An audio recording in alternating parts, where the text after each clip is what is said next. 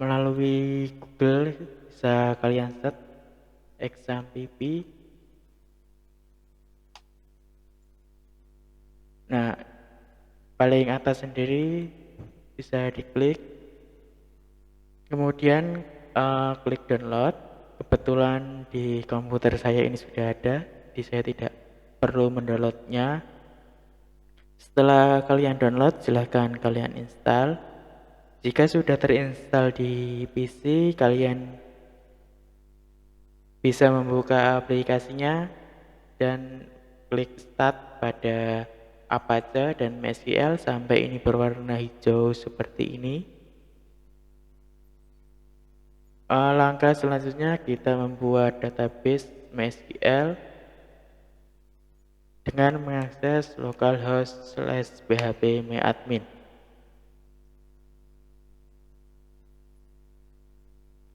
Kemudian kita klik new, misalkan DB sekolah. Kemudian kita klik create. Nah, database DB sekolah sudah berhasil dibuat, sudah muncul. Kemudian selanjutnya kita harus membuat tabel, misalkan tabel siswa. Tabel ini berguna nantinya untuk melakukan penyimpanan data siswa. Number of column, ini jumlah kolomnya yang dibutuhkan berapa. Untuk sementara ini saya kasih defaultnya 4 aja dulu. Kemudian kita klik go. Kita isi NISN, kita kasih varchar saja, length itu panjang hurufnya misalkan 50, nama ke varchar kita isi 50, alamat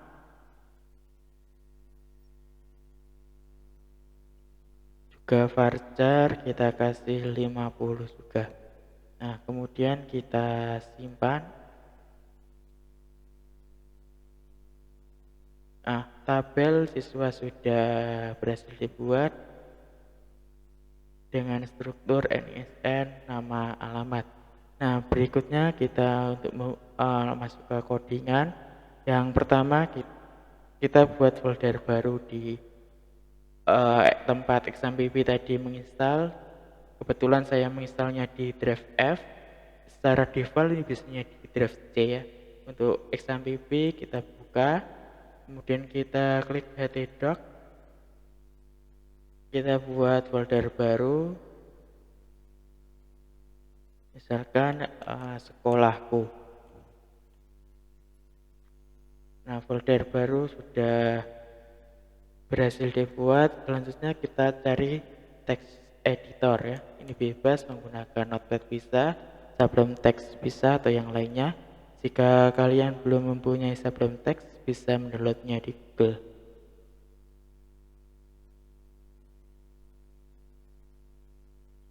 Kemudian kita open folder.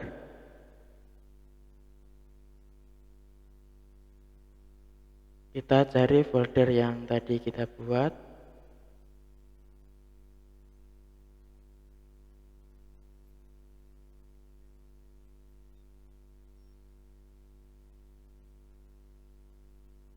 Kita membuat file koneksi. File ini berfungsi untuk menghubungkan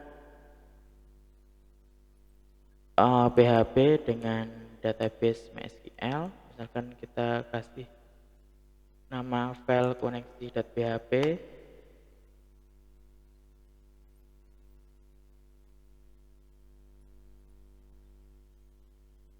Kita membuat variabel, misalkan ada user sama dengan root, ini bawa dan default exam PP-nya usernya root, $password atau saya singkat $pass saja. Ini kita kosongkan, $db atau nama database-nya sesuai yang ada di phpMyAdmin tadi, namanya DB sekolah.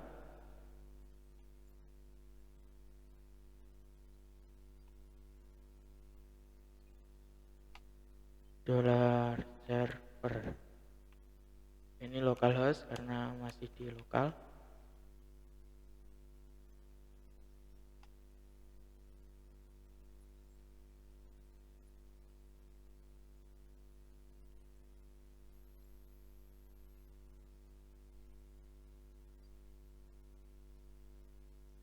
Kita isi MySQL Connect, ini yang berfungsi untuk menghubungkan antara PHP dengan database MySQL. Server $user ini sesuai yang ya, variabel yang telah kita buat tadi. $pas, kemudian $db,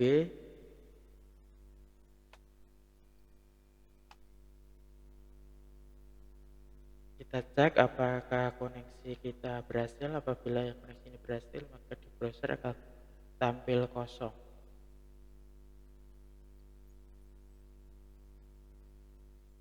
Localhost slash nama folder yang kita buat tadi yaitu sekolahku.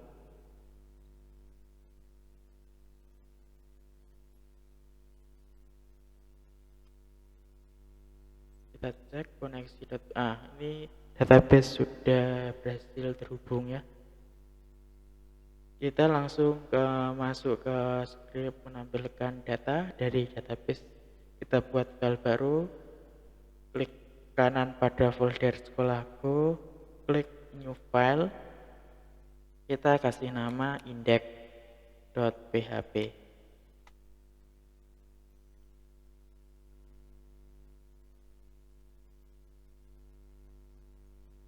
Kita panggil koneksinya,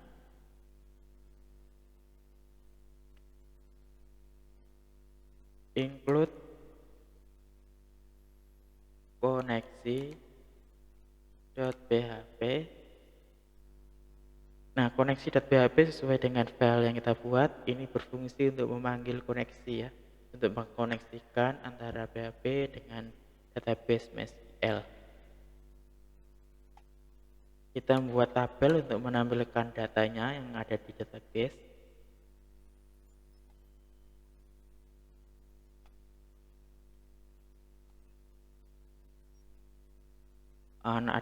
Tadi ada NISN, ini nama kolomnya, NISN, ada nama,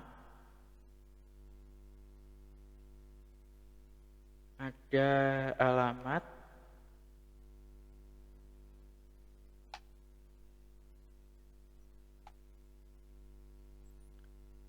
lalu kita kasih query atau SQL-nya, ini berfungsi untuk menampilkan data.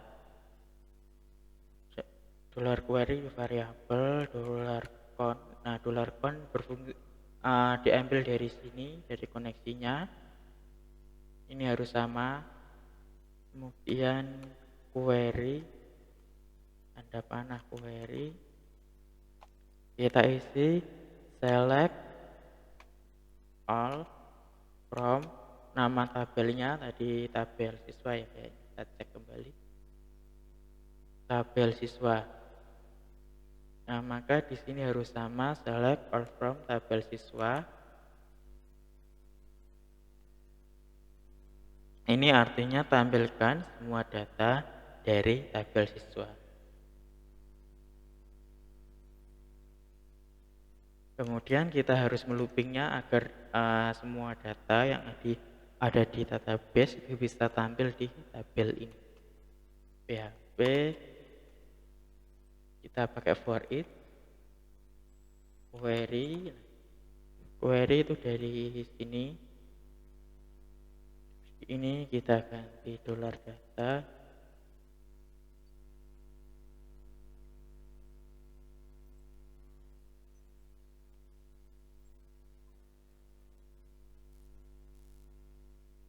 Kita tampilkan PHP echo untuk menampilkan $data, nama kolomnya. Kita cek nama kolomnya itu NISN.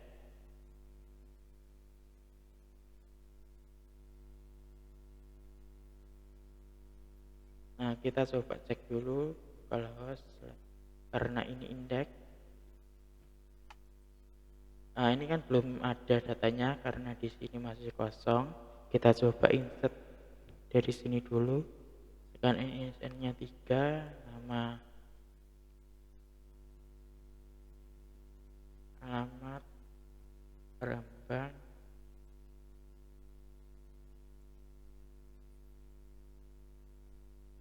Nah, ini sudah berhasil kita insert. Nah, NISN sudah muncul 3. Kemudian kita harus memunculkan nama dan alamat dengan cara yang sama, yaitu td php echo $data nama sesuai nama kolom jadi database. Nah, nama Roni juga sudah muncul. Kita munculkan alamat, data alamat.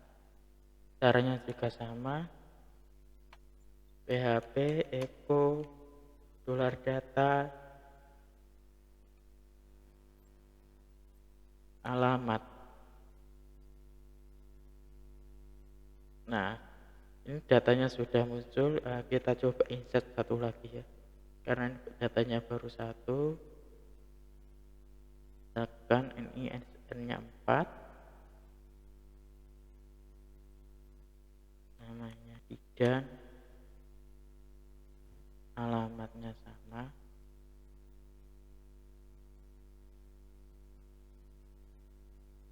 Nah, datanya juga sudah muncul. Secara otomatis ini berapapun data yang ada di database dia akan ditampilkan di website kita.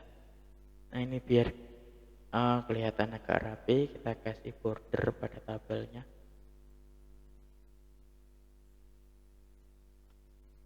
Border 2 ini, tebal garis 2 ini.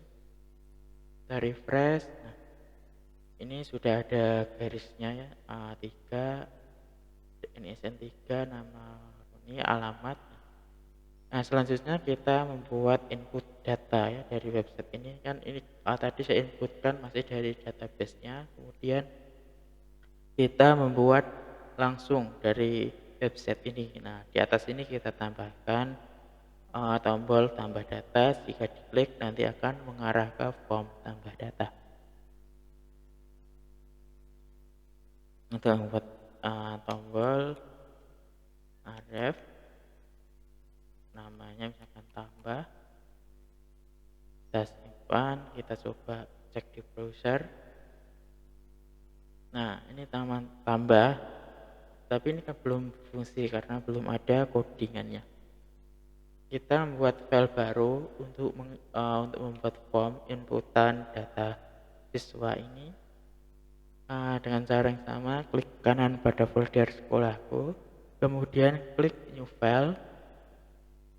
Kita beri nama add.php, jangan lupa kita kasih ekstensinya .php.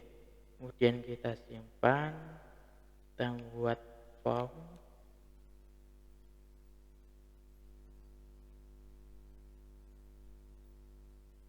label, nama, input tipe teks, name-nya ini kita nama aja, kemudian ada label alamat,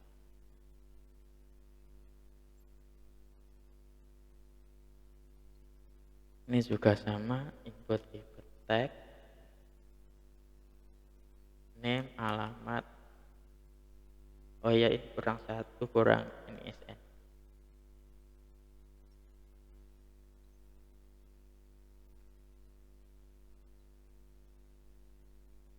Tag, name, NISN.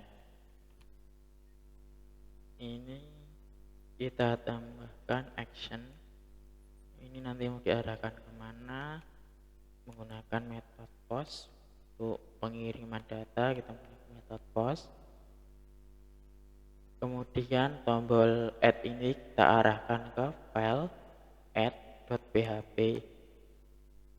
Nah, kita cek dulu di browser apakah sudah berfungsi. Kita klik tambah. Nah, jika diklik tambah ini akan muncul form NISN, nama, alamat. Nah, di sini kurang button untuk button simpan. Kita tambahkan button simpan. Kita refresh browser. Nah, button simpan berhasil dibuat. Tapi ini kan belum berfungsi karena belum ada codingan untuk melakukan penyimpanan data. Ini baru bisa diinput, tapi belum bisa disimpan. Nah, ini datanya belum tersimpan. Kita akan membuat coding untuk melakukan penyimpanan data berdasarkan inputan form ini. Kita buat file baru saja dengan mengklik sekolahku. Kita klik kanan, kita klik new file, kemudian kita berikan nama save.php. Di action ini kita arahkan ke save.php.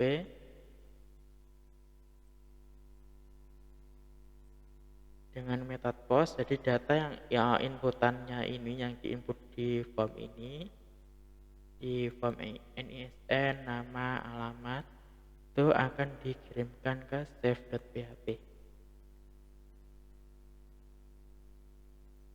Kemudian kita kasih codingan di file save.php nya. Jangan lupa untuk menampilkan data, menyimpan data itu harus memanggil koneksi untuk menghubungkan ke database MySQL. Include koneksi.php.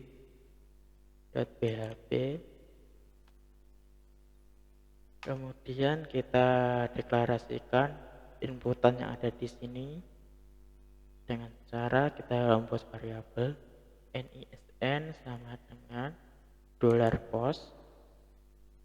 NISN ini dari mana? Ini didapat dari name yang ada di form ini. NISN. Apabila ini diganti, di sini juga harus diganti. Misalkan ini di sini diganti NIS, di ini juga harus ganti NIS. Kemudian kita nama $post nama, satu lagi $alamat sama dengan $post alamat. Kita cek apakah sudah sesuai NISN, nama, alamat. Kemudian kita kasih SQL untuk melakukan penyimpanan data.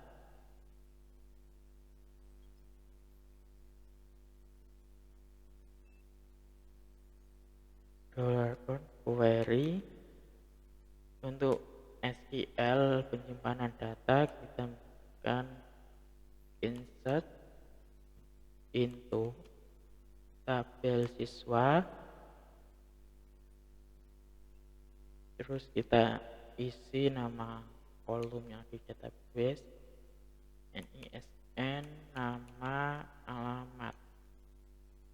Nah, nama ini sesuai nama kolom yang ada di database ini. Ada NISN, ada nama, ada alamat. Values. Kolom ini kita isi dengan variabel NISN,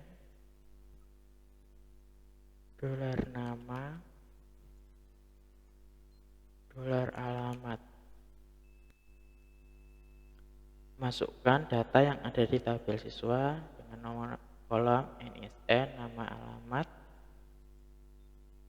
Jika Anda belum hafal SQL ini, bisa Anda lihat di database-nya ya.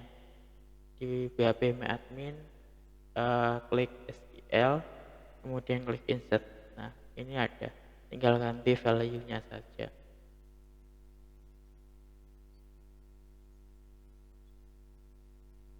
Setelah proses insert ini berhasil, kita kembalikan ke halaman indeks. location index.php.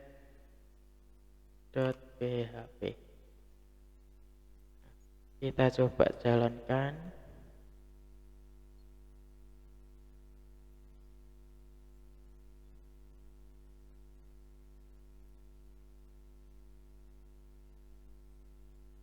Nah, datanya masih 2 ya.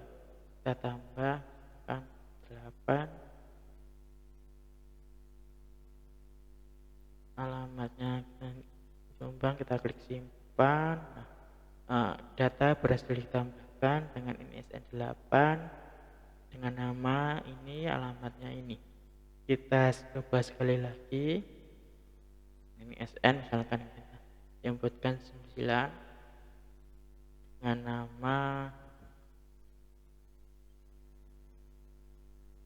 alamat misalkan Pati. Kita klik simpan. Nah, data ini sudah berhasil dibuat.